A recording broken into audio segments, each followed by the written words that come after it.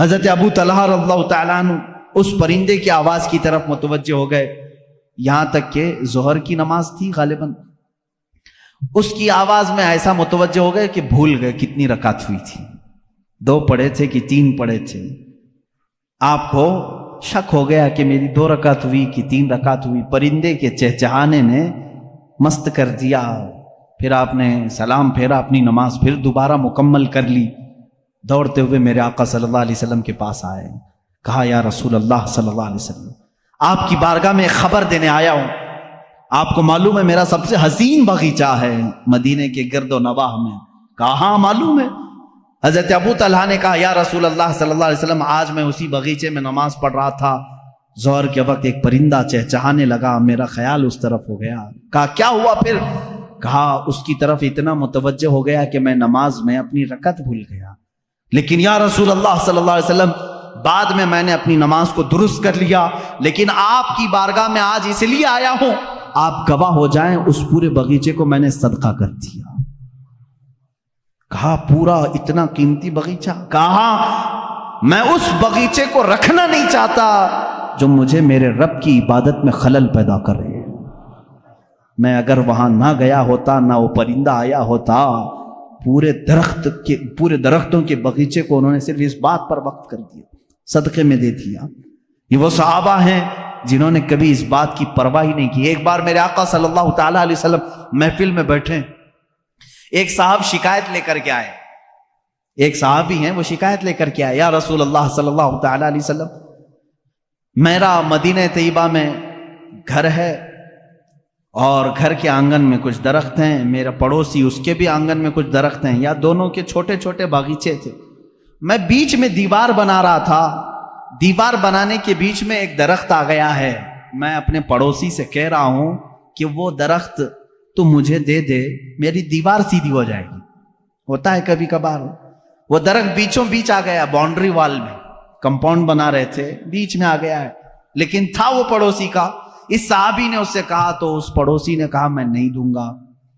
انہوں نے کہا بیچ دے ایک درخت، میرے کمپاؤنڈ کے اندر آ جائے گا۔ اس نے کہا وہ بھی نہیں کروں گا، ان کی دیوار ایسے لے کے جانا پڑتا، ٹیڑھی ہو جاتی۔ حضور اکرم صلی اللہ علیہ وسلم کے پاس وہ آ کر کہنے لگے اس کا مسئلہ میں کیا کروں؟ اللہ کے نبی صلی اللہ تعالیٰ علیہ وسلم نے اس پڑوسی کو بلایا، کہا کہ میرے اس صحابی کی دیوار سیدھی ہو جائے تو ایک درخت اسے دے دے۔ کہا نہیں دوں گا میں۔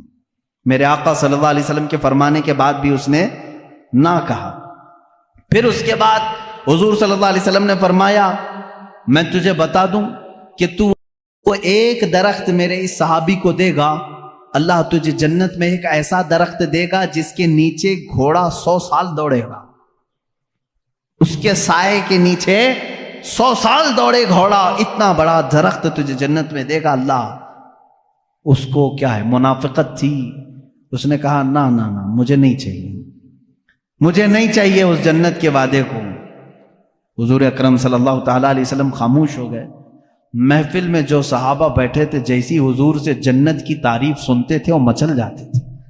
ایک صحابی کھڑے ہو گئے، حضرت ابو دحداح رضی اللہ تعالیٰ عنہ، ابو دحداح کھڑے ہوئے کہا یا رسول اللہ صلی اللہ تعالیٰ علیہ وسلم، اگر میں وہ درخت خرید کر کے اس صحابی کو دے دوں تو وہ فضیلت مجھے بھی ملے گی جو آپ نے اس پڑوسی کو بتایا ہے؟ میرے آقا صلی اللہ علیہ وسلم نے فرمایا ابو دحداح ہاں تجھے بھی ملے گی۔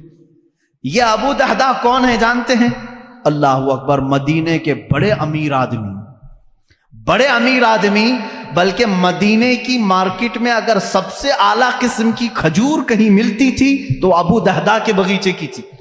ان کے کھجوریں لینے کے لیے لوگ انتظار میں رہتے تھے، بکنگ پہلے ہوتی تھی۔ حضرت ابو دحداح کا ایسا بڑا باغیچہ تھا اوالی مدینہ، جہاں کی کھجوریں سب سے مہنگی امپورٹ ہوتی ہوں گی، ایکسپورٹ ہوتی ہوں گی، اس زمانے میں ایکسپورٹ کی جاتی تھی، یعنی شام یمن تک جاتی تھی۔ حضرت ابو دحداح کا باغیچہ پورے مدینے میں مشہور تھا۔ وہ آئے اس شخص کے پاس جو درخت نہیں دے رہا تھا، کہا اے بندے تو مجھے جانتا ہے؟ کہا ابو دحداح تمہیں بھلا مدینے کا کون آدمی نہیں جانتا؟ کہا میرا باغیچہ جانتا ہے؟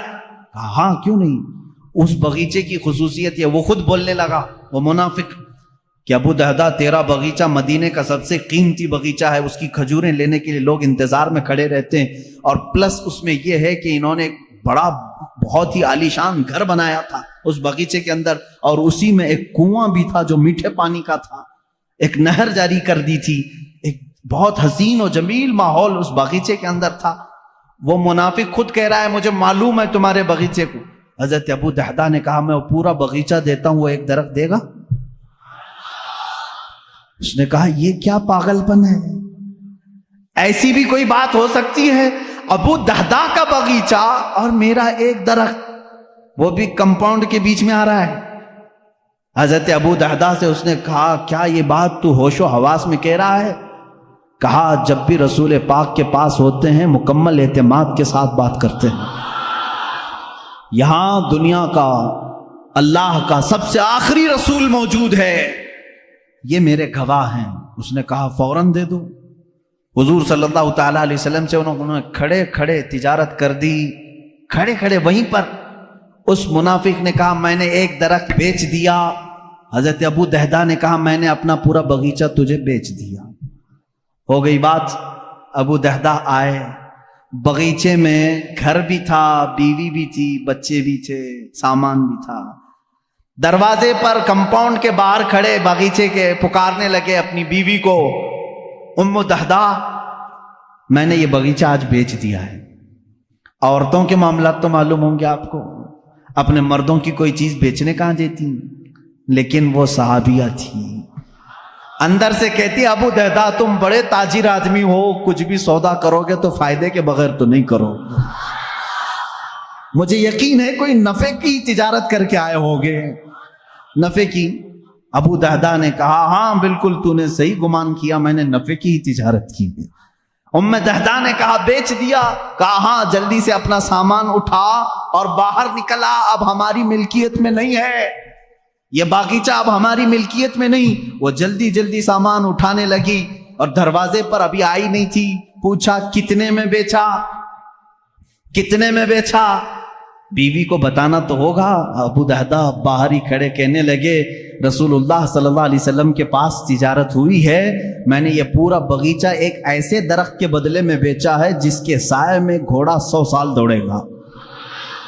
وہ چیخنے لگی، چلانے لگی، کہا ابو دہدا میں نے صرف تجھ کو دنیاوی تجارت میں ماہر سمجھا تھا، تو آخرت کا بھی تاجر نکلا۔ اپنے شوہر پر ایسا یقین رکھنے والی خاتون سامان لے کر باہر نکل آئی، یہ نہیں کہا بچے کہاں رہیں گے، کہاں گھر بنے گا، کچھ نہیں، سب چھوڑ کر باہر نکل آئی، اور پلس یہ کہہ رہی ہے تو آخرت کا بھی ماہر تاجر نکلا۔ میرے آقا صلی اللہ علیہ وسلم کے پاس آئے اپنی بیوی اور بچوں کو لے کر کے، کہا یا رسول اللہ میں نے اسے سپرد کر دیا، اپنے اس صحابی سے کہیں اپنی دیوار سیدھی کر لے اور اپنا درخت اندر کر لے۔ اب پھر پوچھنے لگے یا رسول اللہ صلی اللہ علیہ وسلم اب وہ جو آپ نے وعدہ کیا تھا وہ ایک درخت میرا پکا ہے نا؟ حضور صلی اللہ علیہ وسلم نے فرمایا نہیں۔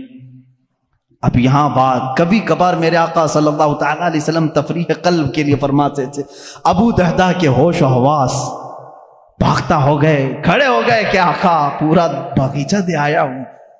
ابو دہدا پوچھ رہے ہیں آقا میرا وہ ایک درخت پکا ہے جو آپ نے فرمایا؟ حضور نے فرمایا نہیں ابو دہدا، وہ تو ایک درخت کے بدلے میں تھا، وہ تو ایک درخت کے بدلے میں تھا، تو پورا باغیچہ دے آیا ہے۔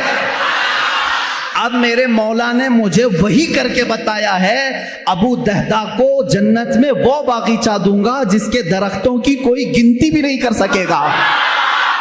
حضور صلی اللہ علیہ وسلم فرما رہے ہیں میں تیرے باغیچے کے درختوں کی گنتی دیکھ رہا ہوں۔ حضرت ابو دہدا اسی وقت کہے فزت برب الکعبہ، رب کعبہ کی قسم میں کامیاب ہوں۔ یہ یقین اگر کسی کے پاس تھا تو وہ صحابہ کی زندگی میں تھا، اگر رسول فرما دے تو انہیں 100% یقین ہوتا۔ میرے آقا نے فرمایا ہے تو مجھے مل کے رہے گا۔ عزیزان گرامی، احادیث رسول اگر تمہیں کسی بات کی طرف بلاتی ہیں تو دنیا کو ٹھوکر مار دینا، کیونکہ میرے نبی نے جو وعدہ فرمایا ہے وہ حق ہے اور 100% حق ہے۔ اس طرح کئی صحابہ ہیں جنہوں نے اپنی تمام چیزیں وار دی میرے آقا صلی اللہ علیہ وسلم کی۔ حضرت عثمان ابن عفان رضی اللہ تعالیٰ عنہ ایک بار نہیں کئی مرتبہ انشاءاللہ العزیز خلفائے راشدین کی سیرت میں کل عرض کروں گا. میں ان کی قربانیوں کے متعلق بھی آپ کے سامنے کچھ باتیں رکھنے کی کوشش کرتا ہوں. یہاں وہ صحابہ حضرت صہیب رومی رضی اللہ تعالیٰ روم سے چل کر مکہ میں آئے تھے. شروع میں آئے تھے تو غلام بن کر کے آئے تھے، پھر آزاد ہوئے، پھر تجارت کرنے لگے، اتنا کمائے کہ مکہ میں ایک بڑے امیر بن گئے، جائیداد خریدا، پراپرٹی بنائی، مالدار ہو گئے اور ایمان لے آئے. رسول کریم صلی اللہ علیہ وسلم جب ہجرت کر کے مدینے چلے گئے، حضرت صہیب مکہ میں ہی رہ گئے. انہوں نے یہ طے کیا کہ نہیں، مجھے بھی اب مکہ چھوڑ کر اس جلوہ جہاں آرا کو دیکھنے کے لیے نکلنا ہے. جب وہ جانے لگے تو مکہ والوں نے گھیر دیا، کہا کہ اے صہیب، تو جب آیا تھا تو تیرے پاس کچھ بھی نہیں تھا، تو نے سب کچھ مکہ سے کمایا ہے، تو ہمارا مال ہم تو لے جانے نہیں دیں گے. انہوں نے آدھی جائیداد لکھ کر کے دے دی مکہ والوں کو، مفت میں میری آدھی جائیداد لے لو اور مجھے جانے دے دو. آدھی جائیداد انہوں نے لے لی اور اس کے بعد حضرت صہیب رومی رضی اللہ تعالیٰ عنہ نکلنے لگے. گنڈے مکہ کے پھر بیچ راستے میں آئے، پکڑ لیے، ان کو مارنا شروع کیا، ان کو جگہ جگہ سے مارا کہ ناک ان کی پھٹ گئی. ان کی آدھی جائیداد ابھی مکہ میں باقی تھی. حضرت صہیب رومی رضی اللہ تعالیٰ عنہ نے یہاں تک کہ وہ اپنی باقی آدھی جائیداد بھی جو کئی سالوں میں انہوں نے کمائی تھی، مکہ والوں سے کہا کہ یہ بھی میں نے دے دیا، اس پر میرا کوئی حق نہیں، بس مجھے قدم رسول میں بیٹھنا مل جائے. اتنا ہی نہیں، مکہ والوں نے ان کے جسم پر موجود کپڑے بھی اتار دیے، کپڑے پھاڑ دیے، اور وہ صرف 2 چادروں میں مدینہ طیبہ تشریف لائے. میرے آقا صلی اللہ تعالیٰ علیہ وسلم کی بارگاہ میں رہے، اصحاب صفہ کے ساتھ بیٹھتے رہے، اور میرے آقا صلی اللہ تعالیٰ علیہ وسلم کی بارگاہ میں جو کچھ بھی آتا تھا وہ حضور ان صحابہ پر صدقہ کرتے، اسی پر گزر بسر ہوتا تھا. حضرت صہیب رومی رضی اللہ تعالیٰ عنہ زندگی بھر کبھی واپس مکہ کی وہ جائیداد لینے کے لیے نہیں گئے کہ میری کروڑوں کی جائیداد تھی میں واپس جا کر کے لے لوں، ناحق انہوں نے میری جائیدادوں پر قبضہ کیا ہے، نہیں گئے. عزیزان گرامی، اس طرح سے حضرت عبداللہ ذوالبجادین رضی اللہ تعالیٰ عنہ، ایک صحابی عبداللہ ذوالبجادین، ان کے ساتھ بھی یہی ہوا. یہ نوجوان تھے، حسین و جمیل تھے، اور جب یہ نکلنے لگے تو ان کے ساتھ بھی ایسا ہی ہوا کہ ان کو ان کے ماں باپ نے، ان کے گھر والوں نے اتنا مارا، ان کے جسم سے کپڑے نکال دیے. اور یہ میرے آقا صلی اللہ تعالیٰ علیہ وسلم کی بارگاہ میں پہنچے. اللہ کے نبی صلی اللہ تعالیٰ علیہ وسلم نے اپنی چادر عنایت کی اور اسی میں وہ زندگی گزارتے رہے. حضرت عبداللہ ذوالبجادین، بجادین، بجاد کہتے ہیں چادر کو، 2 چادریں پہن کر کے وہ پوری زندگی گزارتے رہے، پوری زندگی بھر، یہاں تک کہ مقام تبوک آیا. جب جنگ تبوک ہونے لگی، عبداللہ ذوالبجادین کہنے لگے یا رسول اللہ صلی اللہ علیہ وسلم، صرف میرے لیے دعا کریں، اللہ مجھے شہادت کی موت عطا کرے، بس میری ایک ہی خواہش ہے. میرے آقا صلی اللہ علیہ وسلم نے فرمایا عبداللہ، اگر اب تیری راستے میں بھی موت آئے تو تجھے شہید ہی کہا جائے گا، تجھے شہادت کی موت ہوگی. ہوا ایسی ہی. تبوک کے راستے میں جب گئے ان کو تیز بخار آیا حضرت عبداللہ ذوالبجادین کو. اسی رات حضرت عبداللہ ذوالبجادین کی بخار کی گرمی اتنی بڑی کہ میرے آقا صلی اللہ تعالیٰ علیہ وسلم سفر میں ہیں. سفر کی حالت میں میرے آقا ان کے پاس آئے، ان کا سر لے کر کے اپنی گود میں رکھا. یہ عبداللہ ذوالبجادین ہے. وہ کہتے ہیں یا رسول اللہ صلی اللہ علیہ وسلم، مجھے ایسا لگتا ہے میری زندگی کی لمحات کم ہو گئے، مگر یہ سر رکھنے کے لمحات طویل ہو جاتے تو کیا اچھا ہوتا. اللہ کے نبی صلی اللہ علیہ وسلم ان کا سر اپنے زانوں پر رکھے ہیں، اور اسی اثنا میں وہ میرے آقا کے چہرے کو دیکھتے رہے، ان کی روح نکل گئی. حضرت ابو بکر اس میں تھے، حضرت عمر تھے وہاں پر، حضرت عباس تھے. یہ صحابہ دیکھ کر رشک کرنے لگے.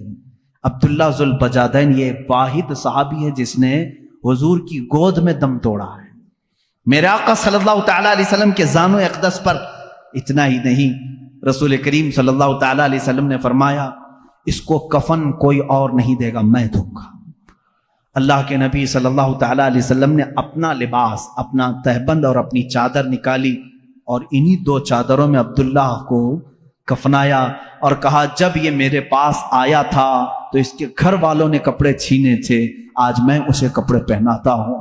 اور اسی کفن میں جب ملبوس کیا، اللہ کے نبی صلی اللہ تعالی علیہ وسلم قبر پاک میں خود اترے اور اپنے سینے سے ان کو لگا کر نیچے اتارا۔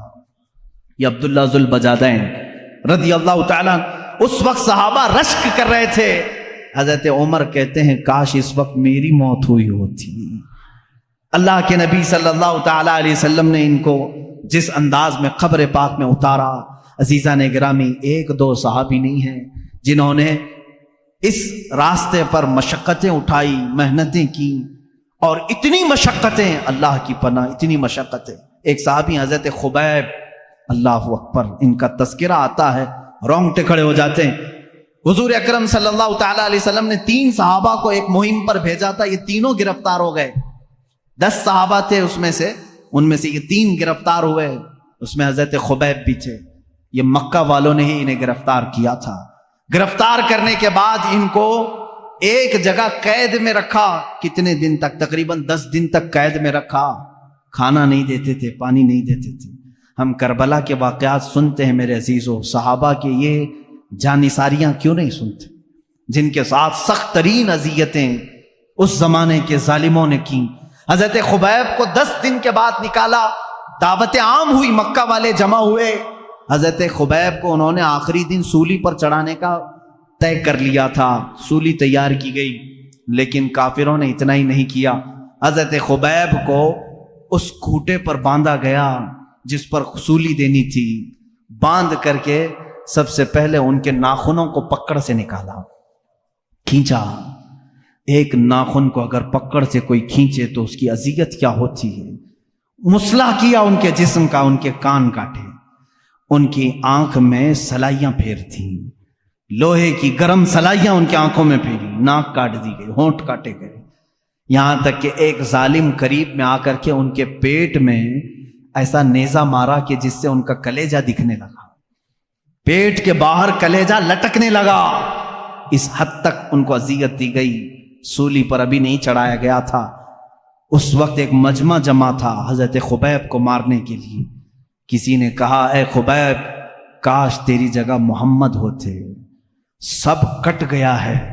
جلال میں آتے ہیں، کہتے ہیں ظالموں، تم کہتے ہو میری جگہ محمد تھے، میرے جسم کے ٹکڑے ہو جائیں میں ان کے قدموں میں کانٹا چبھنا بھی گوارا نہیں کروں گا۔ میں نہیں دیکھ سکتا کہ میرے نبی کے تلووں میں کانٹا بھی چبھ جائے، لو میرے جسم کے اور ٹکڑے لو۔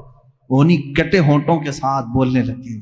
ایک عورت آئی، کہا مکہ والوں، ہمارا نظام تو ہے کسی کو قتل کرتے ہیں تو آخری خواہش پوچھتے ہیں، جب کسی کو پھانسی دیتے ہیں تو اس کی آخری خواہش پوچھتے ہیں۔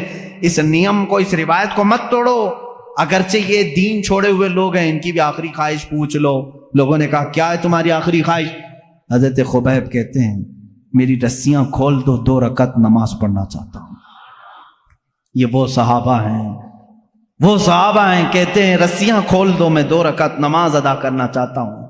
کھول دیا گیا، اسی حالت میں وہ نماز ادا کی، سب جسم کے ٹکڑے ان کی کر دیے جا چکے تھے۔ جلدی سے سلام پھیر لیا، بہت مختصر نماز پڑھی، پھر جب سولی پر چڑھائے جانے لگے تو کسی نے کہا خبیب تم چاہتے تو لمبے سجدے کر لیتے، چاہتے تو بڑی نماز پڑھتے، کیونکہ تمہاری آخری خواہش ہے، مکہ والوں کا نیم ہے، اس کو پورا کرتے ہیں۔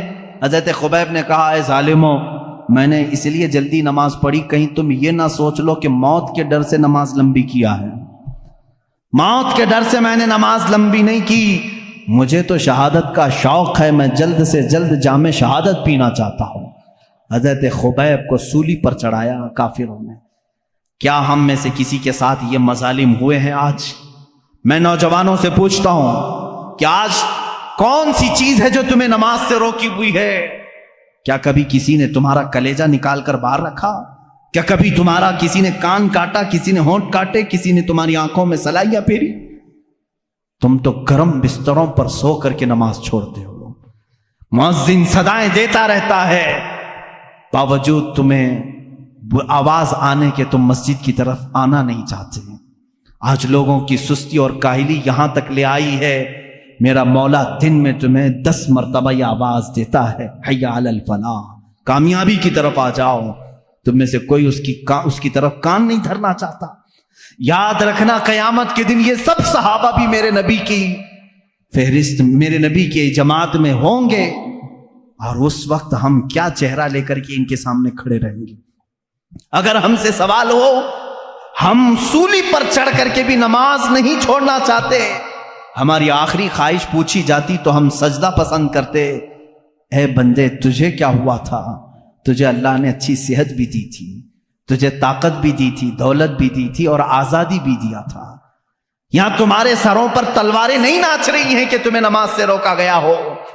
اس کے باوجود تم خوشی خوشی نماز چھوڑتے تھے، تم چاہ کر کے نماز چھوڑتے تھے.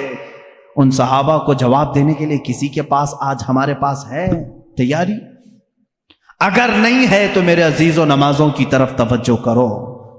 یہ وہ صحابہ ہیں رضوان اللہ تعالی علیہ مجمعین جن کے واقعات پڑھتے پڑھتے ہمارے جسم کے رونگٹے کھڑے ہو جاتے ہیں، ہمارے جسم کی کپ کپی چھوٹ جاتی ہے. انہوں نے کسی موقع پر بھی دین کو نہیں بیچا.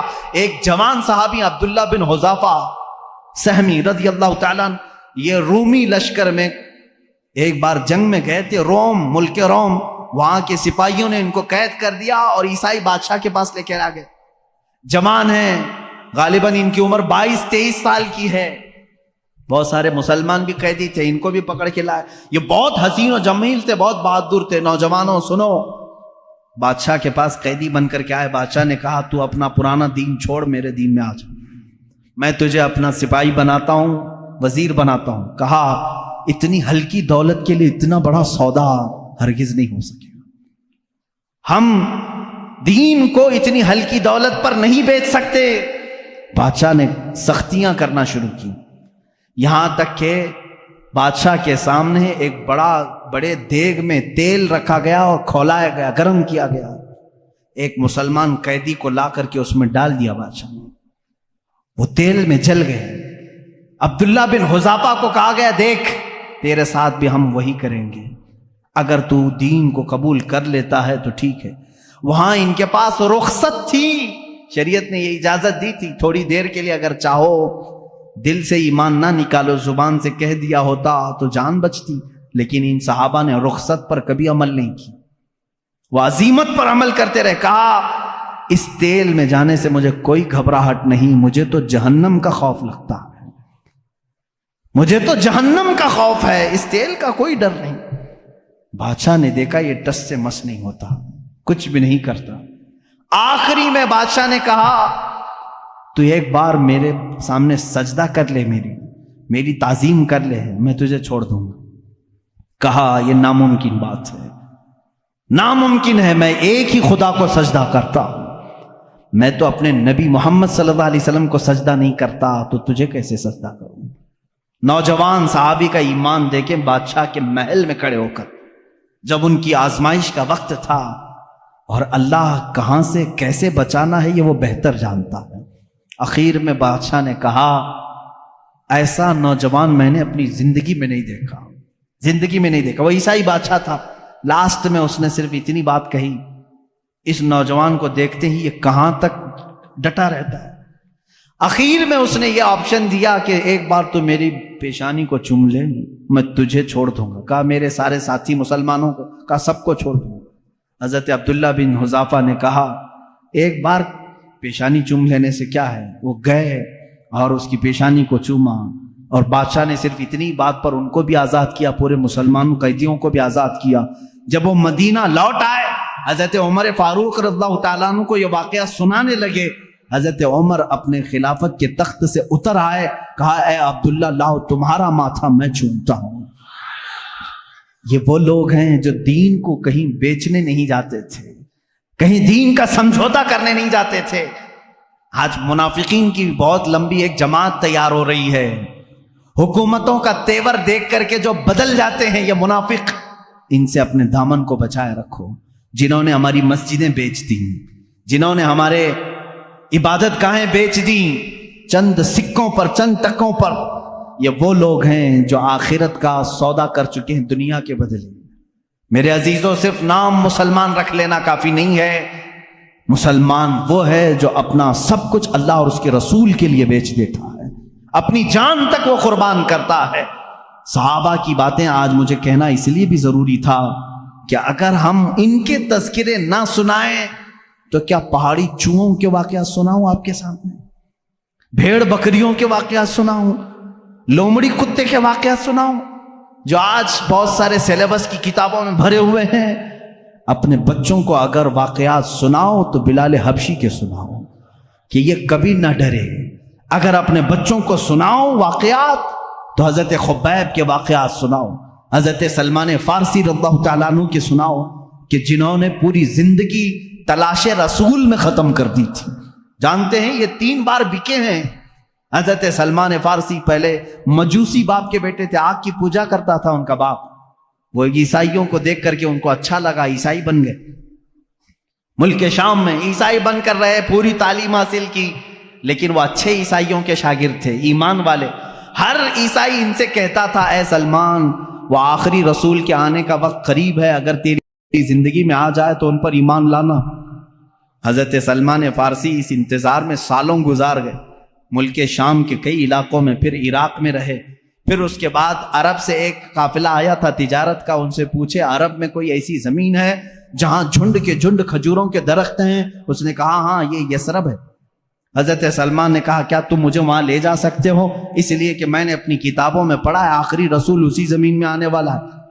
وہ لے کر کے آیا عرب، لیکن یہاں لا کر کے ایک یہودی کے ہاتھ میں بیچ دیا، آزاد آدمی کو لا کر بیچ دیا۔ مدینے کا ایک یہودی وہ غلام بنا کر کے رکھا، یہاں تک کہ رسول کریم صلی اللہ تعالیٰ علیہ وسلم کے آنے کی جس وقت خبر ہوئی مدینے میں، حضرت سلمان فارسی درخت کے اوپر بیٹھے ہوئے تھے کھجور کی، اور کھجور کا درخت کافی لمبا ہوتا ہے، کھجوروں کی صفائی کر رہے تھے۔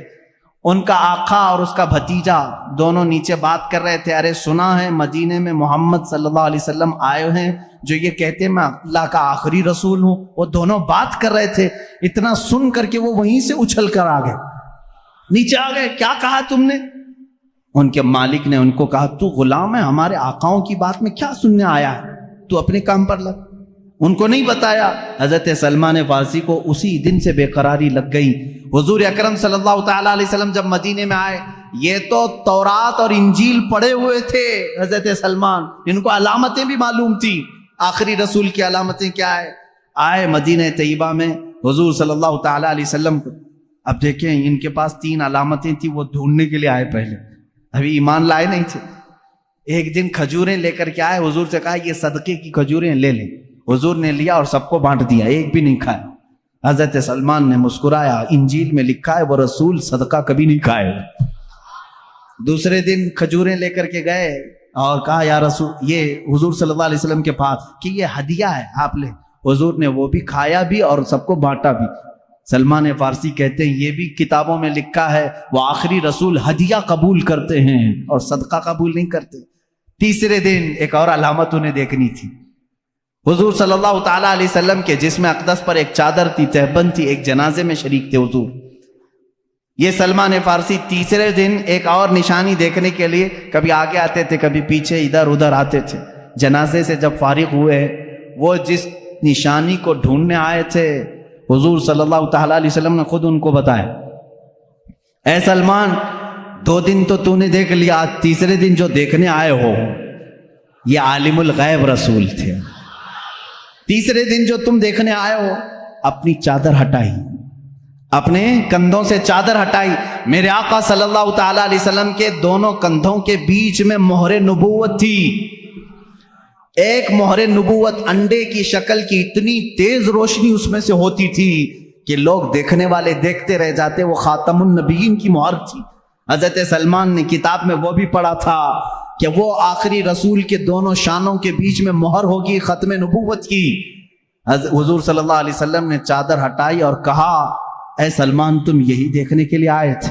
حضرت سلمان فارسی نے کہا ہاں، میں تو ایک دیکھنے کے لیے آیا تھا، آپ نے 2 دکھائے ہیں۔ کہا کیا؟ کہا میں تو صرف ختم نبوت دیکھنے آیا تھا اور آپ نے اپنا علم غیب بھی بتایا ہے۔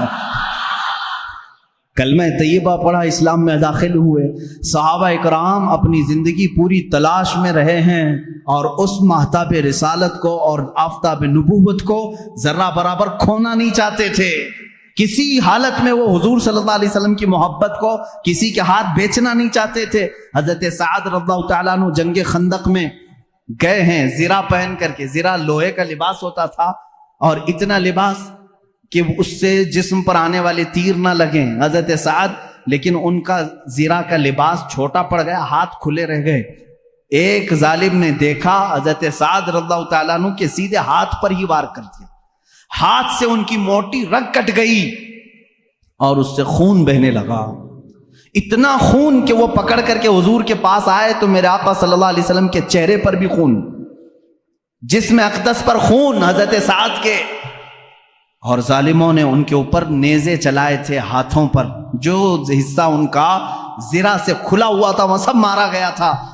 حضرت سعد رضی اللہ تعالیٰ عنہ کس لیے آئے تھے معلوم؟ میدان سے چھوڑ کر کے۔ یہ وہ صحابی ہیں، میں آپ کو بتاؤں، حضور صلی اللہ تعالیٰ علیہ وسلم پر اس وقت ایمان لائے تھے جب میرے آقا ابھی مکہ میں ہی تھے۔ یہ مدینے کے ہیں رہنے والے حضرت سعد۔ مکہ میں حضور اکرم صلی اللہ علیہ وسلم پر 2 سال ایسے بھی آئے کہ پورے مکہ والوں نے حضور کا بائیکاٹ کیا تھا، آپ کے پورے خاندان کا، کہ ان سے کوئی بات چیت نہیں کرے گا، لین دین نہیں کرے گا، کھانا پانی ان کے ساتھ، رشتہ داری کچھ نہیں کریں گے۔ سوشل بائیکاٹ کیا گیا تھا۔ یہ 2 سال تک چلا تھا، اور یہ 2 سال میرے آقا صلی اللہ علیہ وسلم کے گھر والوں پر اتنے سخت تھے، خود میرے آقا صلی اللہ علیہ وسلم نے فرمایا کئی دن ایسے آئے کہ چمڑے ہم نے گرم پانی میں بھگو کر کے کھائے، درختوں کے پتے اس دوران کھائے، کھانے کی کوئی چیز نہیں رہ جاتی تھی مکہ میں 2 سال تک۔ پھر مکہ والوں کو ہی رحم آ گیا، پھر انہوں نے یہ بائیکاٹ ہٹا لیا تھا۔ ان 2 سالوں میں حضرت سعد جو مدینے میں تھے، مالدار بھی تھے، ان 2 سالوں میں حضرت سعد نے بھی چمڑے کھائے اور پتے کھائے۔ آپ سے کہا جاتا کیوں یہ کھاتے ہو؟ کہتے کہ محمد عربی صلی اللہ تعالی علیہ وسلم محصور ہیں، ان کا محاصرہ کیے، بائیکاٹ کیے گئے ہیں۔ جب ان کے ہاں کوئی نرم غذا نہیں پہنچتی تو کیا مجال ہے سعد اپنے حلق میں کوئی نرم غذا گزارے؟ یہ وہ صحابی تھے، جب جنگ خندق کے موقع پر ان کی رگ کاٹی گئی تو دوڑ کر کے حضور کے پاس آئے، کہا یا رسول اللہ صلی اللہ علیہ وسلم، میری زندگی کا صرف ایک ہی مقصد تھا، قریش آپ کا جو خاندان ہے، قریش خاندان جتنی تکلیفیں آپ کو دیے ہیں، میں نے طے کر لیا تھا ہر ایک سے چن چن کے میں بدلہ لوں گا، مقابلہ کروں گا۔ یا رسول اللہ میں صرف یہ چاہتا ہوں اگر اب اس کے بعد بھی جنگیں ہونے باقی ہیں، جنگ خندق کے بعد قریش سے اور بھی جنگیں ہونا باقی ہے، تو صرف اتنی دعا کر دیں کہ میری زندگی اور طویل ہو جائے تاکہ میں آپ کے ان دشمنوں کا مقابلہ کروں۔ اور یا رسول اللہ صلی اللہ علیہ وسلم اگر اس کے بعد قریش سے کوئی جنگ ہونا باقی نہیں ہے تو زخم اتنے ہو چکے ہیں، میرے آقا میری شہادت کی دعا کرتے۔ اتنی دعا کے لیے لوٹ آئے اور خون پورا حضور صلی اللہ علیہ وسلم کی جسم ناز پر تھا۔ حضور اکرم صلی اللہ تعالی علیہ وسلم کو اس جنگ سے لوٹنے کے وقت جانتے ہیں، جبرائیل امین آئے، بیچ راستے میں کہتے ہیں یا رسول اللہ صلی اللہ علیہ وسلم، رب تعالیٰ کا حکم ہے کہ یہیں سے آپ دوسرے جہاد کے لیے نکل پڑیں۔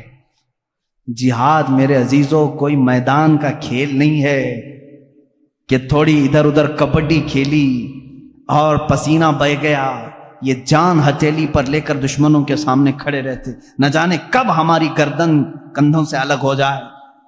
ان میدانوں میں یہ شہسوار بغیر کسی خوف کے جاتے تھے، نکلے ہیں ایک جہاد سے جس میں سخت ترین صحابہ زخمی بھی ہیں۔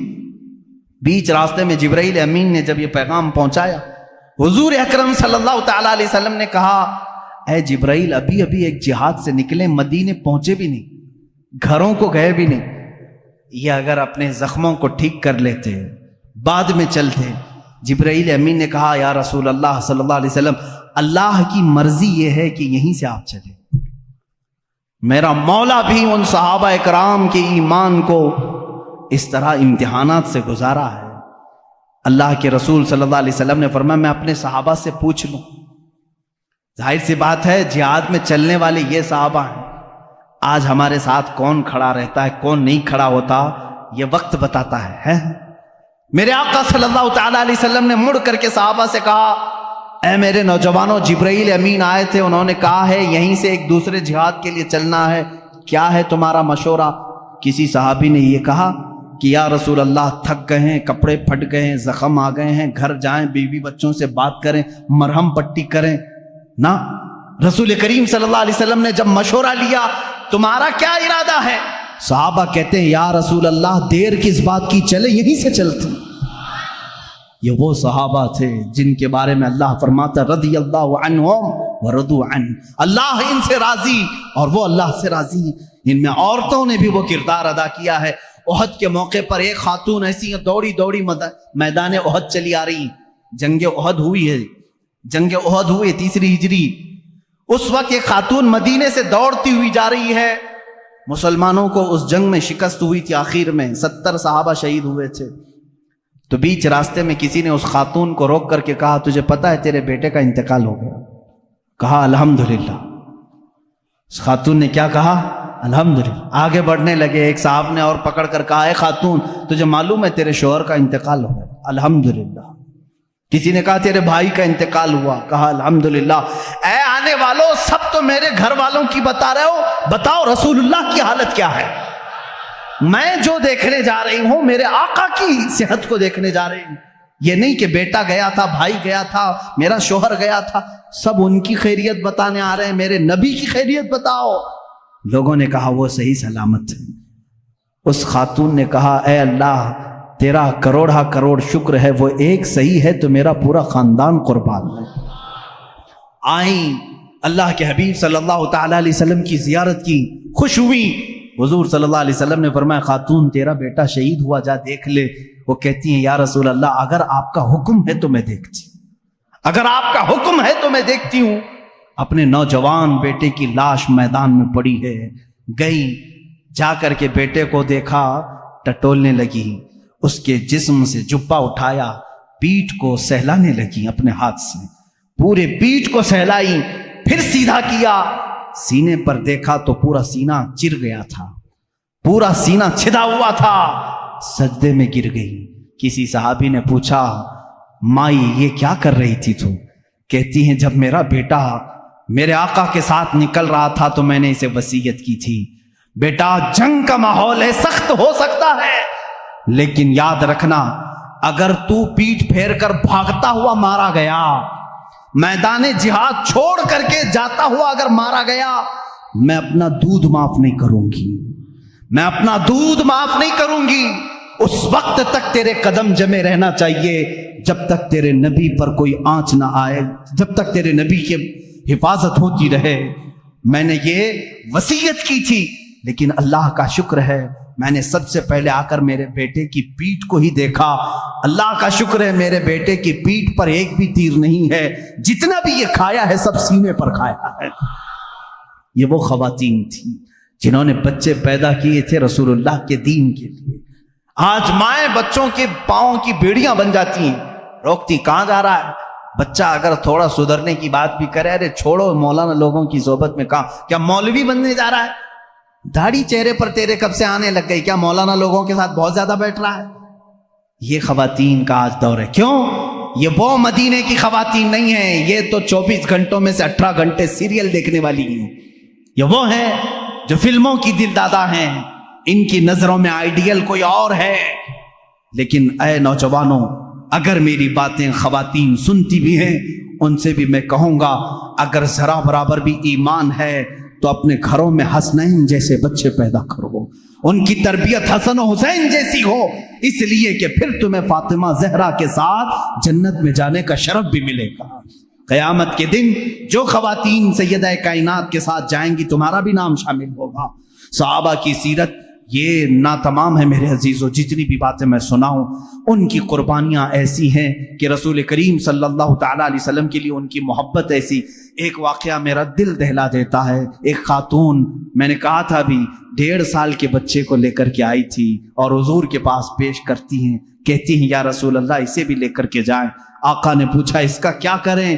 کہتی ہیں اپنے مجاہدین صحابہ کے ہاتھ میں دے دیں، جب دشمنوں کی طرف سے تیر آئے گا تو میرے بچے کو ڈھال تو بنایا جا سکے۔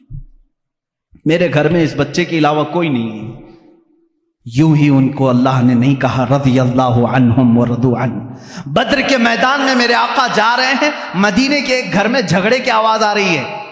کس کے جھگڑے کی؟ باپ بیٹا جھگڑا کر رہے ہیں۔ کان لگا کر کے لوگوں نے سنا کس بات پر جھگڑا ہو رہا ہے۔ باپ کہتا ہے جنگ بدر میں میں جاؤں گا، بیٹا کہتا ہے میں جاؤں گا۔ گھر میں دو میں سے کسی ایک کو رہنا ضروری تھا۔ رات کے وقت دونوں باپ بیٹوں نے قرآن اندازی کی، چٹھی ڈالیں گے، جس کے نام کی چٹھی نکلے گی وہ جائے گا۔ دونوں نے قرآن نکالا۔ باپ بوڑھے تھے، بیٹے جوان تھے۔ جوان کہتا ہے کہ نہیں میں جاؤں گا، بوڑھے جو تھے وہ کہتے ہیں نہیں میری تو عمر ہو گئی، مجھے جانے دے، شہادت مجھے حاصل کرنے تھے۔ دونوں کے درمیان جب یہ بات ہونے لگی تو حضور صلی اللہ تعالی علیہ وسلم کو بھی اس کی خبر ہوئی، چٹھی نکالی گئی، قرآن ڈالا گیا تو بیٹے کا نام ہے، وہ خوش ہو گئے۔ دوسری بار اس باپ نے کہا نہیں دوسرا اور ایک بار ڈالو، پھر ڈالا گیا، پھر بیٹے کا ہی نام نکلا۔ حضور سے پوچھا گیا چٹھی میں نام ایک بار، پھر تیسری بار ڈالا گیا تو باپ کا ہے۔ انہوں نے کہا اب تو مجھے جانا ہی ہے۔ حضور کے پاس فیصلہ آیا، حضور نے فرمایا آپ کی عمر زیادہ ہے، آپ گھر سنبھالو، بیٹے کو جانے دو۔ تھاڑے مار کر رونے لگے، تھاڑے مار کر رونے لگے اور اپنے گھر آئے۔ کہا اپنے بیٹے سے ہائے میرا بڑھاپا مجھے صحبت رسول سے چھین لیا، کاش میں بوڑھا نہ ہوتا تو آج شاید میں جاتا۔ وہ صحابہ تھے جنہوں نے جانثاریاں پیش کی ہیں۔ ناموس رسالت کی آج بات آتی ہے تو لوگ آئیں کائیں کرتے ہیں، اسی نبی کے نام کی آج بات آتی ہے تو لوگ بغلیں جھانکتے ہیں۔ آج یاد رکھو مسلمانوں، تمہاری اگر عزت باقی ہے تو اس نام رسول سے باقی ہے۔ اگر تم نے ناموس رسالت پر پہرا دینا چھوڑ دیا، دیکھ لینا تمہارے ساتھ وہ حشر ہوگا کہ تمہارے جسموں کے چھیٹڑے اچھالے جائیں گے، تمہارے گھروں کی ماں اور بہنوں کو بازار میں لا کر کے یہ بیچ دیں گے، اس لیے کہ اس امت کے ساتھ وہی حشر ہوگا جو اپنے نبی کی عزت کے لیے پہرا نہیں دے سکتی۔ یاد رکھنا، میں کہتا ہوں میرے ہر بچے کو یہ عہد کر لینا چاہیے میری جان بعد میں، عزت رسول پہلے مقام پر ہے، میرے نبی کی ذات پہلے مقام پر ہے۔ ایک صحابی ہیں، ان کے ساتھ تو ایسا بھی ہوا کہ ان کی ماں کوستی تھی ان کو، وہ ایمان نہیں لائی تھی، وہ صحابی ایمان لائے تھے۔ وہ کہتی تھی بیٹھ کر کے مکہ میں بیٹھ کر کہتی تھی جب تک وہ میرے پاس واپس نہیں آئے گا میں سر پہ کنگھی نہیں کروں گی، گھر میں اندر نہیں جاؤں گی، دھوپ پہ بیٹھی رہتی تھی۔ وہ ماں کو چاہتے بھی تھے، دل بھر آیا کیا کروں ماں کو دیکھوں کہ اس طرف رسول پاک کو۔ اخیر میں مکہ سے ابو جہل اور کئی لوگ آئے، آ کر کے کہا سمجھایا تیری ماں مر جائے گی، دھوپ میں بیٹھی ہے، کنگھی نہیں کروں گی، ایسی قسمیں کھائی۔ اس صحابی نے کہا میں ماں کو بہت چاہتا ہوں، بہت عزت دیتا ہوں، لیکن جاؤ اس سے کہہ دو اپنے سر میں کنگھی بھی کرے اور چھاؤں میں بیٹھ جائے، اس لیے کہ اس کی قسم ٹوٹ جائے گی مگر مجھ سے دامن رسول نہیں ٹوٹے گا، نہیں چھوٹے گا۔ یہ وہ صحابہ ہیں جو حضور صلی اللہ تعالی علیہ وسلم کے لیے کوئی بھی چیز چھوڑ سکتے تھے، ہر چیز، اپنے بچے، اپنا مال، اپنی اولاد، اپنا گھر، اتنے سارے واقعات میں تمہارے سامنے رکھا کس لیے؟ آج جب دین کی ضرورت آئے گی ایک میرا جملہ سن کر کے جائیں۔ جب کبھی شریعت نے کیا حکم دیا؟ شریعت نے حکم یہ دیا ہے کہ جب تم پر کوئی آفت آئے، تمہاری جان پر، جیسے بیماری آ گئی، بہت بڑی بیماری آ گئی تو کیا کرتے ہیں ہمارے بزرگان دین؟ صدقہ دے دو، ہیں؟ صدقہ دے کر اپنی جان بچاؤ۔ بکرا صدقہ دیا، مرغا صدقہ دیا، مال صدقہ دیا، گیہوں خیرات کیا، کچھ بھی صدقہ دو، کیونکہ صدقہ آئی ہوئی بلاؤں کو ٹالتا ہے، یہ حدیث پاک میں۔ اب میری بات سنو، جب تمہاری جان پر کوئی آفت آئے تو صدقہ دے کر کے جان بچا لو، اور جب دین پر کوئی آفت آئے اپنی جان دے کر کے دین کی حفاظت کرو۔ ایمان اور دین کے لیے اب کیا چیز دینا ہوگا؟ جان دے کر کے اپنا دین بچاؤ۔ اور یہاں میں سمجھتا ہوں کوئی یزیدی نہیں بیٹھا ہے، سب حسینی ہیں، اور ہر حسینی یہ جانتا ہے جب اسلام پر کوئی بات آئے تو اپنا گھر بھی میدان میں لایا جاتا ہے، اپنی گردن بھی لائی جاتی ہے، اپنے 6 ماہ کا بچہ بھی لایا جاتا ہے، اپنی عورتیں بھی لائی جاتی ہیں، یہ نہیں دیکھا جاتا کہ میرے بعد میرے گھر کا کیا ہوگا، میری بیویوں کا کیا ہوگا، میری بہنوں کا کیا ہوگا، میرے بچوں کا کیا ہوگا، نہیں دیکھا جاتا۔ حسینی وہ ہے جو صرف یہ دیکھتا ہے اگر میری گردن جاتی ہے جائے، لیکن شریعت مصطفیٰ پر آنچ نہ آنے پائے۔ اسی لیے کہا ہے قتل حسین اصل میں مرگ یزید ہے، اسلام زندہ ہوتا ہے ہر کربلا کے بعد۔ تم جان کے کٹنے کے بعد کبھی فکر نہ کرنا۔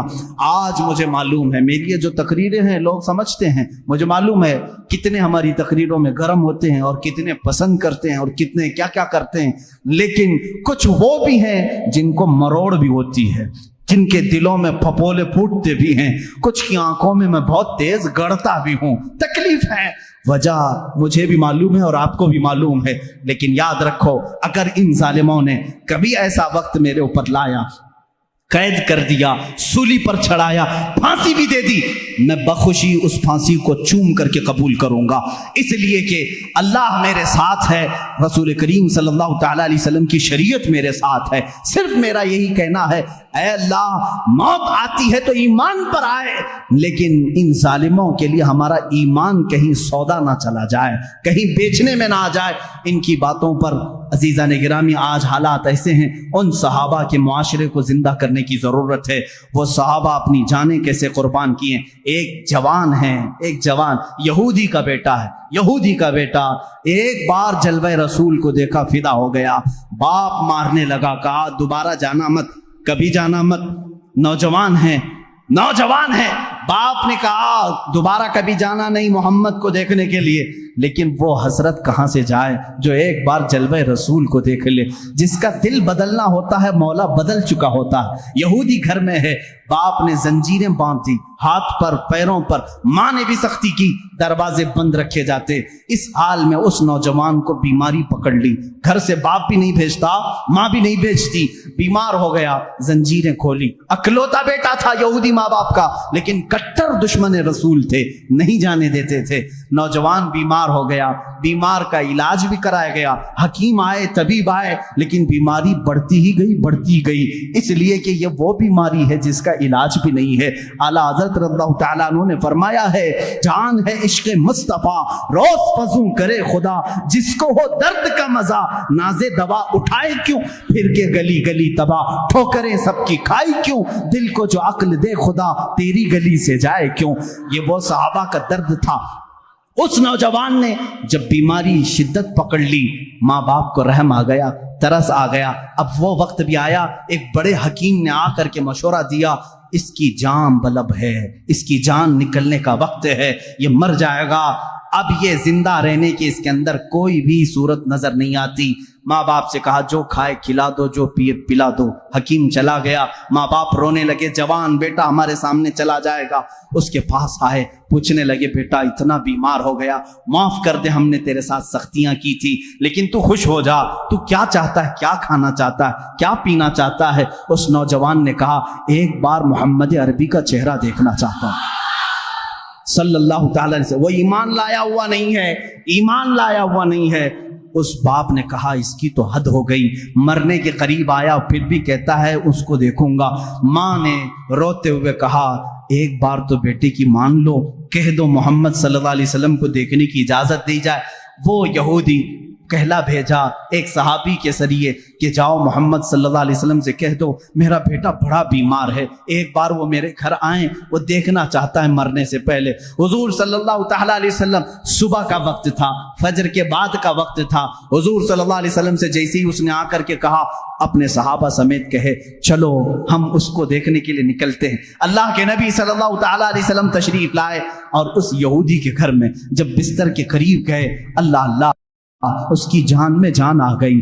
وہ جو بیمار، وہ جو کمزور، اپنے جسم کو حرکت نہیں دے سکتا تھا، اللہ کے نبی کو اپنے سرانے کے پاس دیکھ کر کے مسکرا پڑا، چہرے میں جان آ گئی اور حضور کو دیکھتا رہا۔ میرے آقا صلی اللہ علیہ وسلم نے فرمایا اتنی تاخیر کس بات کی، کیا اب بھی مجھے آخری رسول نہیں تسلیم کرو گے؟ اس نے کہا لا الہ الا اللہ محمد الرسول اللہ۔ میرے آقا صلی اللہ تعالی علیہ وسلم نے اپنا دست مبارکہ اس کے چہرے پر رکھا، رکھا تھا، میرے آقا کے جسم اقدس کی، دست اقدس کی ٹھنڈک پہنچی اور روح قبض عنصری سے پرواز کر گئی، وہ صحابیت کے مقام کو پہنچ گئے۔ جانتے ہیں کیسا صحابی؟ صحابی کسے کہتے ہیں جانتے ہیں؟ صحابی کسے کہتے ہیں؟ اللہ کے نبی نے فرمایا اگر میرا ایک صحابی جو کے دانے کے برابر بھی خیرات کرے اور میری امت احد پہاڑ کے برابر سونا خیرات کرے تب بھی جو کے دانے کے خیرات کے برابر نہیں ہو سکتی۔ صحابی کے مقام کو پوری امت نہیں پہنچ سکتی۔ ارے چلو پیر پیرا میر میرا شیخ عبد القادر جیلانی سے پوچھیں، سرکار غوث اعظم سے پوچھیں، آپ بتائیں صحابی کا مقام بڑا ہے یا غوث کا مقام بڑا ہے؟ ہم تو غوث کہتے ہیں نا شیخ عبد القادر جیلانی کو۔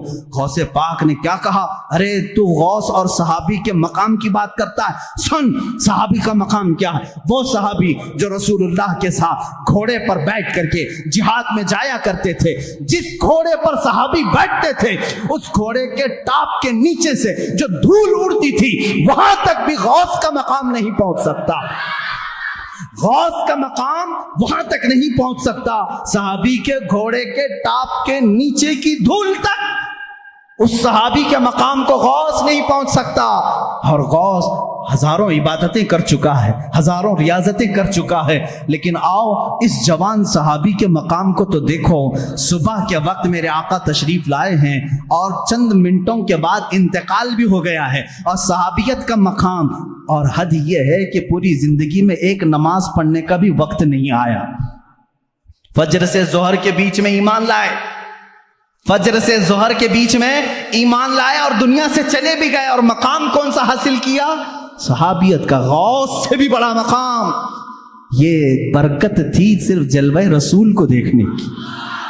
انہیں نہ دیکھا تو کس کام کی ہیں یہ آنکھیں کہ دیکھنے کی ہے ساری بہار آنکھوں میں، اگر رسول اللہ کو نہ دیکھا تو کس کام کی ہیں یہ آنکھیں۔ میرے عزیزو، صحابہ کے معاشرے کو میں بتا رہا تھا، آج میں اپنی گفتگو کو یہیں پر سمیٹتا ہوں اور سب کو جا کر کے یہ دعوت فکر دیتا ہوں۔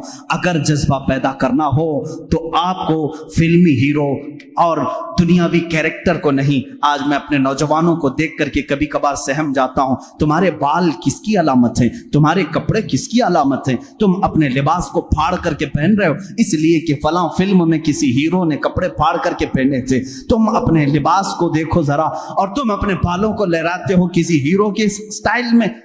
تم غلام ان کے نہیں ہو، تم غلامی میں بندھے ہو رسول اللہ کی۔ تم کبھی یہ جا کر کے کیوں نہیں پوچھتے میرے آقا صلی اللہ علیہ وسلم کا لباس کیا تھا؟ چلو وہ اگر لباس نہ ملے تو کم سے کم یہ تو پوچھتے میرے نبی کو کون سی شکل پسند تھی، کون سی غذا پسند تھی۔ یہ وہ صحابہ تھے جو حضور کے ہر غذا کو چن چن کر کے پسند کر کے کھایا کرتے تھے۔ حضرت عثمان رضی اللہ تعالیٰ، حضرت ابو بکر، یہ وہ صحابہ ہیں۔ دسترخوان پر ایک بار کدو آیا، لوکی شریف آئی، کسی نے کہا مجھے یہ پسند نہیں ہے، صحابی کھڑے ہوئے اور تلوار نکالی، کہا واپس لے اپنے جملے کو نہیں تو قتل کر دوں گا۔ کہا کیوں؟ کدو نہ کھائیں گے تو قتل کریں گے۔ کہا نہ کھانا نہ کھا، لیکن یہ نہ کہہ کہ پسند نہیں، اس لیے کہ یہ کدو میرے نبی کو پسند ہے، میں برداشت نہیں کر سکتا اس چیز کو۔ وہ صحابہ کا ایمان تھا۔ صدیق اکبر کے بیٹے کہتے ہیں میں کافروں کی طرف سے آیا تھا جنگ بدر میں، آپ حضور کی طرف سے آئے تھے، بعد میں وہ ایمان لائے۔ وہ بیٹے کہتے ہیں آپ 3 بار میری تلوار کے نیچے آ گئے تھے لیکن میں مارا نہیں، آپ باپ تھے۔ صدیق اکبر کہتے ہیں قسم خدا کی اگر تو ایک بار بھی آتا تو میں کاٹ دیتا، اس لیے کہ تو آیا تھا دشمنان رسول کے ساتھ۔ یہ صحابہ کا ایمان تھا۔ حضرت عمر رضی اللہ تعالیٰ عنہ راستے سے جا رہے ہیں، ایک بار درخت کے نیچے سے اپنا امامہ اس پہ لٹکانے لگے، اچھل اچھل کے گھوڑے پر بیٹھے تھے۔ لوگوں نے کہا یہ کیا ماجرا ہے، امامہ لٹکا رہے ہیں اس پر۔ حضرت عمر کہتے ہیں ایک بار میں نبی کے ساتھ یہاں سے جا رہا تھا، یہ درخت کی ٹہنی تھوڑی نیچے لٹک رہی تھی، میرے آقا کا امامہ اس میں الجھ گیا تھا، حضور کا امامہ کھل گیا، میرے آقا نے پھر سے اس کو باندھا اور چلے گئے۔ آج میں یہاں سے گزر رہا تھا، ٹہنی اوپر ہے، لیکن میں چاہتا تھا کہ نبی کی آداب پر عمل کر لوں، حضور کی ایک آداب بھی چھوٹنے نہ پائے۔ امام احمد بن حنبل نے کہتے ہیں مجھے تربوز بہت پسند تھا، کلنگڑ بہت پسند تھا، اور میں نے سنا ہے کہ حضور نے بھی کھایا ہے، میرے آقا صلی اللہ علیہ وسلم نے بھی تناول فرمایا، لیکن زندگی بھر خالی دیکھتے تھے اور کھائے نہیں۔ پوچھا لوگوں نے کیوں نہیں کھاتے، آپ کو معلوم ہے، آپ کو بھی اچھا لگتا ہے، حضور نے بھی کھایا ہے۔ کہتے میں اور یہ شیعوں کو معلوم ہے، وہ جانتے ہیں کہ یہ سنی اہل بیت سے بہت محبت کرتے ہیں، ان کو بلیک میل انہی ناموں سے کیا جائے، تو یہ آتے ہیں ہمارے درمیان الگ الگ پردے اوڑھ کر کے، الگ الگ لباس اوڑھ کر کے آتے ہیں، اور تمہارے اندر وہ بیکٹیریا، وہ جراثیم ڈالنے کی کوشش کرتے ہیں جو ان کے عقیدے ہیں۔ اگر میں وہ عقیدے کھولوں تو یہاں بڑی طویل بحث چلی جائے گی، میرا ٹاپک ہی ہٹ جائے گا، بعد میں بات یہ ہو جائے گی کہ پوری تقریر اسی پر ہونا پڑے گی کہ ان کے عقائد آج جامع ازہر میں ہم نے پڑھا بھی ہے۔ یہ لوگ حضرت علی کرم اللہ وجہہ الکریم کو انبیاء اکرام سے افضل کہتے ہیں۔ ہم بھی حضرت علی کی محبت اور ان کی تعظیم کو اپنا ایمان کا حصہ سمجھتے ہیں، لیکن رسول پاک صلی اللہ علیہ وسلم اور انبیاء سے بڑھ کر کے نہیں، نبی سے بڑھ کر کے کوئی غیر نبی نہیں ہو سکتا۔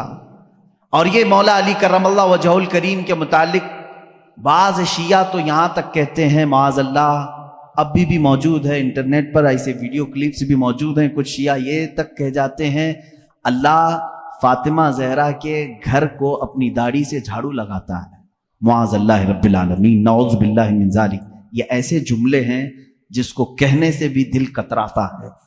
اہل بیت کی محبت سر آنکھوں پر، لیکن ان کو خدا کے درجے تک پہنچانا یہ شرک ہے۔ یہی تو عیسائیوں نے کیا۔ عیسائی پہلے صحیح مومن تھے، لیکن چلتے چلتے بعد میں انہوں نے عیسیٰ علیہ السلام کو خدا کا بیٹا کہنا شروع کر دیا، حضرت مریم کو خدا کی بیوی کہنا شروع کر دیا۔ اسی طرح شیعہ بگڑ گئے۔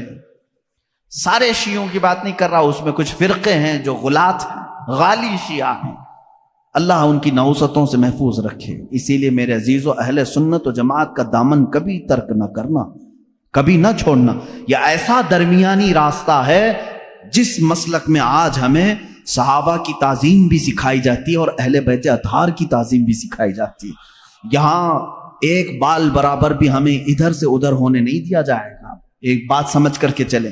اور جب ایسے موضوعات چھڑ جائیں کہیں مجلسوں میں، یہ بات بھی سمجھ کے چلو، صحابہ کو ایک طرف لے کر کے، اہل بیت کو ایک طرف لے کر کے، آج انٹرنیٹ پر کچھ ایسے مناظرے کرنے والے ہیں، فیس بک کے مناظر بہت سے ہیں، سوشل میڈیا کے بڑے بڑے مناظر ہیں، نکڑ پر بیٹھ کر کے اور گٹر پہ بیٹھ کر کے مناظرے کرتے رہتے ہیں۔ کس بات پر؟ کہ صدیق اکبر افضل ہیں، کہ مولا علی افضل ہیں، فاطمہ زہرا خطا پر تھی، کہ حضرت ابو بکر خطا پر تھے۔ معاذ اللہ، تم ہوتے کون ہو ان باتوں کو چھیڑنے والے؟ 14 صدیاں گزر گئیں، نہ تم ان کے زمانے میں ہو، نہ تمہارے باپ داداؤں نے انہیں دیکھا ہے، اور آج بیٹھ کر کے تمہارا ایمان کتنا ہے، تمہارا عمل کتنا ہے، تمہارا علم کتنا ہے، اتنی مقدس ہستیوں پر تم آج انٹرنیٹ پر بیٹھ کر کے مناظرے کر رہے ہو۔ ان بحثوں کو چھوڑو، شیطان یہاں تمہارا ایمان تباہ کر دے گا۔ جب ایسی باتیں آ جائیں، صحابہ اکرام کے آپس کے جو بھی معاملات ہوئے ہیں، تو ان باتوں کو جب بھی کوئی تمہارے درمیان چھیڑے تو اتنا کہیں کہ ان دونوں کا معاملہ وہ حل کرے گا جو ان دونوں سے بڑا ہوگا۔ میں کون ہوں؟ میں تو 14 صدیوں کے بعد آیا ہوا ایک چھوٹا سا بچہ ہوں۔ اگر ان صحابہ کے درمیان کچھ معاملات ہوئے ہیں تو اللہ موجود ہے، رسول کریم صلی اللہ علیہ وسلم ان کے سرپرست ہیں، دیکھا جائے گا قیامت کے دن ان کے جو بھی معاملات ہوں گے اللہ ان کا فیصلہ فرمائے گا۔ تم کیوں اپنا ایمان خراب کرتے ہو؟ میری بات سمجھ میں آ رہی ہے؟ صحابہ کرام کی بات آئے، اہل بیت کی بات آئے، یا ان کے آپسی کچھ بھی معاملات کی بات آئے، تو وہاں سے اپنا دامن اٹھا لینا، فوراً اس محفل کو چھوڑ دینا، اپنی رائے دینے کی بھی کوشش مت کرنا کہ کون صحیح تھا کون غلط تھا۔ یہ تمام معاملات میں اپنی رائے بھی مت دو، اس لیے کہ پھر تمہاری بھی پکڑ ہوگی۔ جس دن تم یہ کہو گے تو قیامت کے دن تم سے بھی پوچھا جائے گا، تم ان دو بڑے لوگوں کے درمیان فیصلہ کرنے کے لیے بیٹھے تھے، پہلے تو بتا تیرے اعمال کہاں ہے، تم فیصلہ کرنے کے قابل ہو؟ اس لیے میرا تو طریقہ یہ ہے، جب بڑوں کی بات آئے، بزرگان دین، سلف صالحین، صحابہ تابعین کی بات آئے، کچھ بھی ان کے درمیان اگر اختلاف بھی ہوا ہو تو ان تمام اختلافات کو اللہ کے حوالے کر دو، اللہ رب العزت کے حوالے کر دو، وہ احکم الحاکمین ہے، قیامت کے دن فیصلہ فرمائے گا۔ عزیزان گرامی وقار، صحابہ اکرام کے بارے میں آج کیوں کہہ رہا ہوں آپ کو معلوم ہے؟ آپ رسول کریم صلی اللہ تعالی علیہ وسلم پر ایمان لاتے ہیں، حضور کو خاتم النبیین مانتے ہیں، اللہ کے نبی صلی اللہ تعالیٰ علیہ وسلم کی ہر بات کو تسلیم کرتے ہیں، رسول کریم صلی اللہ تعالیٰ علیہ وسلم کی ہر بات کو تسلیم کرتے ہیں۔ اب چلیے آپ مسلمان ہیں، مجھے یہ بتاؤ رسول کریم صلی اللہ تعالیٰ علیہ وسلم نے کب آپ سے کہا کہ فجر کی نماز پڑھو، ظہر کی نماز پڑھو، عصر کی نماز پڑھو؟ آپ سے ڈائریکٹ آ کر کے حضور نے فرمایا؟ نہیں فرمایا۔ حضور اکرم صلی اللہ علیہ وسلم نے کس سے فرمایا؟ کس سے فرمایا؟ اپنے صحابہ سے فرمایا۔ جو کچھ بھی میرے آقا کی زبان سے نکلا وہ پورا کیا ہے؟ دین ہے۔ وہ پورا کیا ہے؟ دین ہے۔ قرآن میرے آقا کی زبان سے نکلا، اللہ تعالیٰ نے وہی فرمائی اور حضور نے پڑھ کر سنایا۔ کس کو سنایا؟ صحابہ کو سنایا۔ رمضان کے 30 روزے رکھنا ہے، حضور نے کس کو بتایا؟ صحابہ کو بتایا۔ حج فرض ہے، میرے آقا نے کس کو بتایا؟ صحابہ کو بتایا۔ زکوٰۃ فرض ہے، میرے آقا نے کس کو بتایا؟ یہ میرا پورا دین میرے آقا نے صحابہ کو بتایا۔ اگر ان صحابہ کو ہٹا دیا جائے تو پھر ہمارا دین کچھ بھی نہیں ہے۔ ہم تک اگر دین کو منتقل کیا ہے، ٹرانسفر کیا ہے، تو کس نے کیا؟ صحابہ اکرام نے۔ ان کو چھوڑ کر کے تم کوئی فیصلہ نہیں لے سکتے۔ صحابہ اکرام رضوان اللہ تعالیٰ علیہم اجمعین نے روایتیں کی، حضور صلی اللہ علیہ وسلم کی باتیں ہم تک منتقل کی۔ ارے یہ قرآن جس پر کل آپ نے پوری مفصل گفتگو سنی ہے، یہ پورا قرآن بھی اگر محفوظ ہم تک پہنچانے میں بڑا کردار ادا کیا ہے تو صحابہ اکرام نے کیا۔ حضور صلی اللہ علیہ وسلم سے انہوں نے جتنا سنا تھا سب کچھ انہوں نے لکھا اور جمع کیا، اور امت بعد میں آنے والی امت کو یہ امانت پہنچائی۔ اسی لیے صحابہ اکرام کے معاملات کو سنو۔ اور میں آج دعوت فکر دیتا ہوں میرے ہر بچے کو، ہر دوست اور میرے ہر بھائی کو، کہ اب دوسروں کی ادھر ادھر کی تاریخ پڑھنے سے بہتر ہے کہ پہلے تم صحابہ کی تاریخ پڑھو۔ یہ تمہیں رسول کریم صلی اللہ تعالیٰ علیہ وسلم کا حقیقی عشق اور محبت سکھاتے ہیں۔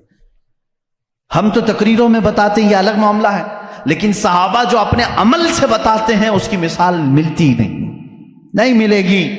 رسول کریم صلی اللہ تعالیٰ علیہ وسلم کی جو اطاعت، فرما برداری، جو حضور اکرم صلی اللہ علیہ وسلم کا ادب و احترام انہوں نے کہہ کر کے نہیں کر کے دکھایا ہے، وہ اس کی کوئی بھی مثال آج تک نہیں ملتی۔ چند صحابہ اکرام کی میں باتیں بتاؤں، کتنی محنت، مشقت اور دقت سے یہ اسلام میں آئے اور جمے رہے۔ ان کے بارے میں قرآن کہتا ہے ان الذین قالوا ربنا اللہ ثم استقاموا، بے شک وہ لوگ جنہوں نے کہا اللہ ہمارا رب ہے پھر اس پر جمے رہے، تتنزل علیہم الملائکہ، اللہ فرماتا ہے ان پر رحمت کے فرشتے اتارے جاتے ہیں۔ یہ صحابہ کے بارے میں بات آئی۔ ایک بار جب انہوں نے کہہ دیا اللہ ہمارا رب ہے، پھر ہٹتے نہیں تھے، اس سے ہٹتے نہیں تھے۔ آج کی جو موب لنچنگ ہے ان کے ساتھ بھی ہوئی ہے، بلکہ اس سے بھی زیادہ سخت طریقے سے ہوئی ہے۔ صحابہ اکرام رضوان اللہ تعالیٰ علیہم اجمعین کو جو اذیتیں دی گئی، جو مشقتیں دی گئیں، میرے عزیزوں کان کھڑے ہو جاتے ہیں سنتے ہوئے۔ ان میں جو اذیتیں سہنے والے حضرت خباب بن الارت رضی اللہ تعالیٰ عنہ، جب یہ مدینہ طیبہ آئے، حضرت خباب رضی اللہ تعالیٰ عنہ، ان کی پیٹھ پوری گل چکی تھی۔ کس وجہ سے؟ ان کی پیٹھ جب یہ اپنا دامن اٹھاتے تھے تو ریڑھ کی ہڈی دکھتی تھی۔ ان سے صحابہ نے پوچھا تم نے جبہ اٹھایا، یہ ریڑھ کی ہڈی تک کا گوشت کہاں گیا؟ کہتے کہ جب میں ایمان لایا تھا مکہ میں، یہ کفار مکہ مجھے پکڑ کر کے انگار کے کوئلوں پر لٹاتے تھے اور پھر میرے سینے پر پیر رکھ کر کھڑے ہو جاتے تھے، نیچے سے کوئلے میری چربی سے پگھل جاتے تھے تو پھر ان انگاروں کو دھکایا جاتا تھا۔ حضرت عمر فاروق رضی اللہ تعالیٰ عنہ کی آنکھیں بھیگ گئیں، کہنے لگے اے خباب تم اور بلال دونوں نے یہ تکلیفیں اٹھائی ہیں۔ بلال حبشی کے ساتھ بھی یہی ہوتا تھا۔ حضرت خباب نے کہا بلال حبشی کو تو آزاد کرانے کے لیے ابو بکر صدیق آئے تھے، لیکن مجھے تو آزاد کرانے والا کوئی بھی نہیں تھا۔ حضرت خباب رضی اللہ تعالیٰ عنہ کو مسلسل 3 سال تک جلایا گیا ہے، 3 سال تک جلایا گیا ہے، پکڑے جاتے تھے، بار بار پکڑتے تھے، ان کو جلاتے تھے۔ حضرت بلال حبشی رضی اللہ تعالیٰ عنہ کا ایمان تو دیکھیں، ان کا آقا امیہ تھا، صرف اس بات پر کہ یہ رسول کریم صلی اللہ علیہ وسلم پر ایمان لائے۔ اچھا جو سب سے پہلے 6 لوگ اسلام لائے، سب سے پہلے سب سے پہلے جو 6 لوگ اسلام لائے ان میں سے ایک نام حضرت بلال حبشی کا ہے، سٹارٹنگ بالکل، جس میں حضرت ابوبکر صدیق رضی اللہ تعالیٰ عنہ، حضرت علی کرم اللہ وجہہ الکریم، سیدہ خدیجۃ الکبریٰ رضی اللہ تعالیٰ عنہ، حضرت زید رضی اللہ تعالیٰ عنہ، حضرت بلال حبشی رضی اللہ تعالیٰ عنہ، ان کے نامات سے ہیں۔ یہ وہ لوگ ہیں جو سب سے پہلے ایمان لانے والوں میں سے۔ حضرت بلال کو ان کا آقا پکڑتا تھا اور وہ کہتا تھا کیا میں تیرا رب نہیں ہوں؟ حضرت بلال کہتے تھے نا، ربنا اللہ، ہمارا رب تو اللہ ہے، تو رب ہو ہی نہیں سکتا۔ اس کے غلام تھے وہ، اس وقت غلامی کا دور تھا، آقا جو کہے غلام کو ماننا پڑتا تھا۔ وہ اپنے 2 بدماش بیٹوں کے ہاتھ میں دے دیتا تھا حضرت بلال رضی اللہ تعالیٰ عنہ کو، ایک بڑے ڈرم میں وہ ڈال کر کے دن بھر اس کا ڈھکنا بند کر کے رکھتے تھے، بڑے سے ڈرم میں ڈال کر کے اس کا ڈھکن بند کر کے رکھتے تھے، شام کو کھولتے تھے بغیر کھانا پانی دیے ہوئے، پھر ان کو مارتے تھے مسلسل۔ اور ایک دن تو اوباش لڑکوں کے ہاتھ میں ان کے آقا نے پیر میں رسی باندھ کر کے دے دیا، وہ بدماش لڑکے مکہ کی گلیوں میں حضرت بلال کو کھینچتے ہوئے لے جاتے تھے، اور وہ مکہ کی تپتی ہوئی گلیاں جب دھوپ چلچلاتی رہتی تھی اس میں حضرت بلال کو ننگی پیٹ وہ کھینچتے ہوئے لے جاتے تھے، اور مکہ والے یہ منظر دیکھنے کو جمع ہوتے تھے تو سارے لوگ آتے تھے تو حضرت بلال مسکرا کر کہتے تھے اے مکہ والو، اللہ ایک ہے، اللہ ایک ہے۔ یہ اس زمانے میں کہہ رہے تھے جب ہر جگہ بتوں کی پوجا تھی۔ مکہ میں خانہ کعبہ کے اندر بت رکھے گئے تھے، خانہ کعبہ کے اندر بت تھے، ان کے درمیان بلال حبشی اعلان کر رہے تھے اے میرے عزیزو، ان کے ایمان کو ہم میں سے کون پہنچ سکتا ہے؟ آج ہم پر تھوڑی سی آفت بھی نہیں ٹوٹی کہ لوگ اپنا اسلام چھپانا شروع کر دیے، آج لوگ مصلحت کی بات کرنے لگ گئے۔ زمانہ ایسا ہے مولانا، اب تو سوچ سمجھ کے چلنا پڑتا ہے۔ میرے بھائی آپ کی بات کر رہے ہو، کیا بلال حبشی کا زمانہ اچھا تھا؟ وہ زمانہ کتنا خطرناک تھا، کیا وہ زمانہ آج ہے تمہارے ساتھ؟ لوگ آج ہم سے کہتے ہیں نہیں اب ویسا نہیں چلے گا، اب تھوڑا سا زمانہ بدل گیا۔ اب زمانہ بدلا نہیں، یہ اللہ کا شکر ادا کرو کہ اب بھی اللہ نے تمہیں سجدوں کی اجازت دی ہے، یہ مہلت رکھی ہے، آزادی ہے آج بھی، پھر بھی تم مصلحت کی بات کرتے ہو۔ نہیں، سب کو راضی کرنے کے لیے اس بلال حبشی کو قیامت کے دن تمہیں منہ دکھانا ہوگا جو سارے بتوں کے بیچ میں کھڑے ہو کر کے کہتے تھے ربنا اللہ، ہمارا رب اللہ ہے، اللہ احد، اللہ احد، اللہ ایک ہے، اللہ ایک ہے۔ انہیں مارا جاتا تھا، اتنا مارا گیا حضرت بلال حبشی رضی اللہ تعالیٰ عنہ کو کہ پورے جسم میں اس کے داغ تھے، پورے جسم میں داغ تھے۔ اور ایک صحابی حضرت یاسر رضی اللہ تعالیٰ عنہ، یہ تو یمن سے چلے تھے اپنے گمشدہ بھائی کو ڈھونڈنے کے لیے، یہ آئے مکہ میں بھائی کو ڈھونڈنے کے لیے آئے تھے، ان کا ایک بھائی گم ہو گیا تھا، لیکن جب رسول کریم صلی اللہ علیہ وسلم کو دیکھے تو واپس نہ جانے کی بات کر کے وہیں ٹھہر گئے۔ وہ یمن کے رہنے والے تھے، کہا کہ اب اس زمین کو چھوڑ کر نہیں جاؤں گا، کہ اس لیے کہ اس چہرے کو دیکھنے میں آنکھوں کا ایک سکون ہی الگ ہے۔ وہ اپنے گمشدہ بھائی کو ڈھونڈنے کے لیے آئے تھے۔ حضرت یاسر رضی اللہ تعالیٰ ایمان لائے اور وہیں پر ان کا نکاح ہوا حضرت سمیہ سے۔ حضرت سمیہ ان کے نکاح میں آئی، ان دونوں کے نکاح کے بعد ان کے بیٹے پیدا ہوئے عمار رضی اللہ تعالیٰ عنہ۔ یہ پورا ایک خاندان، ایک فیملی کو بتا رہا ہوں میں، یاسر، سمیہ اور عمار، یہ تینوں ایک گھرانہ ایسا ہے، محبت رسول صلی اللہ علیہ وسلم میں ایک دن بھی ان کو چھوڑا نہیں گیا، ایک دن بھی نہیں چھوڑا گیا۔ یہ مکہ کے ابتدائی حالات میں بتا رہا ہوں آپ کو، جب حضور اکرم صلی اللہ علیہ وسلم کے صحابہ میں صرف 40 صحابہ بھی ابھی نہیں تھے، اور سخت ترین اذیتیں کفار دیتے تھے، جہاں کسی کو پاتے اور خبر ہو جاتی کہ یہ محمد صلی اللہ علیہ وسلم کے دین پر آ گیا ہے، اس کے ساتھ بہت برا سلوک کرتے تھے۔ حضرت سمیہ کو ابو جہل نے ایک بار پکڑا اور گھوڑے کے پیروں سے باندھ دیا۔ کیسے؟ گھوڑے کے سامنے کے دونوں پیروں سے ان کے ہاتھ باندھے، گھوڑے کے دونوں پیچھے کے پیروں سے ان کے پیر باندھے اور گھوڑے کو دوڑایا۔ جب گھوڑا دوڑتا تھا تو ان کی ہڈیاں سرکتی تھیں، ایک ایک ہڈی ٹوٹتی چلی گئی۔ اس وقت پورے مجمع میں لوگ تماشا دیکھنے کے لیے کھڑے رہتے تھے۔ اللہ ان کی مرقد پر گوہر باری کرے۔ سیدہ سمیہ رضی اللہ تعالیٰ عنہ اس حالت میں بھی کہتی تھیں اللہ احد اللہ احد، اللہ ایک ہے، اللہ ایک ہے، تم ہم سے ہمارا ایمان نہیں لے سکتے۔ یہاں تک کہ حضرت سمیہ رضی اللہ تعالیٰ عنہ کو گھوڑا دوڑاتے ہوئے لے آیا تو ابو جہل نے اپنے ایک نیزے سے ان کی شرمگاہ پر مارا، جس کی وجہ سے وہ شہادت پا گئیں۔ اسلام میں سب سے پہلی شہیدہ حضرت سیدہ سمیہ رضی اللہ تعالیٰ عنہ، سیدہ سمیہ، جن کو صرف اس بات پر شہید کر دیا گیا کہ وہ ایمان لائی تھی۔ اور جانتے ہیں آپ، حضرت سمیہ رضی اللہ تعالیٰ عنہ گھر گھر جاتی تھیں، عورتوں کو قرآن پڑھاتی بھی تھیں، لیکن انہوں نے یہ کام ترک نہیں کیا آخری وقت تک۔ انہیں مارا گیا، پیٹا گیا، آخر میں شہید بھی کر دیا گیا۔ یہ دکھ برداشت نہیں ہو سکا۔ حضرت یاسر جو ان کے شوہر تھے وہ اسی دکھ میں تھے کہ میں یمن سے آیا تھا یا نکاح کیا، میری بیوی کو میرے آنکھوں کے سامنے مارا ہے۔ حضرت یاسر رضی اللہ تعالیٰ عنہ حضور صلی اللہ تعالیٰ علیہ وسلم کے پاس آئے، کہنے لگے آقا کیا کریں، غم برداشت نہیں ہوتا۔ اللہ کے نبی صلی اللہ علیہ وسلم نے فرمایا اصبروا فإن موعدکم الجنہ، تھوڑا اور صبر کرو، جنت تمہارے انتظار میں ہے۔ حضرت یاسر رضی اللہ تعالیٰ عنہ کو بھی ان کفار مکہ نے پکڑا اور ان کے ساتھ بھی بہت برا سلوک کیا، وہ بھی شہید ہوئے۔ یہ اسلام کے دو سب سے پہلے شہید ہیں۔